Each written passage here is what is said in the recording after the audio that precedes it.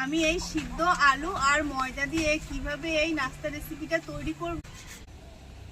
লবণ দিয়ে দিচ্ছি, ভাজা মশলাগুলি দিয়ে ধনেপাতাগুলো স্বাদ মতো লবণ। এবার হাত দিয়ে করে আমি ময়দা ছোট ছোট গুলি করে একটা খিলি, এই যে আটার মতো গুলি করে নেব। এবার এর ভিতরে একটা খিলি করে নেব, নিয়ে নেব।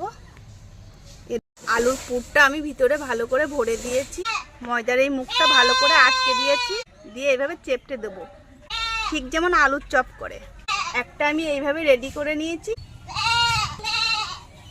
তেল গরম হয়ে গেছে, এবার একে একে তেলে ভেজে নেব। এভাবে নাড়িয়ে নিয়ে ভালো করে ভেজে নেব।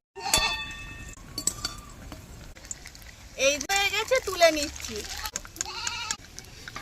এরকম ভেঙে ভেঙে যাচ্ছে, এত খাস্তা তৈরি হয়েছে বন্ধু।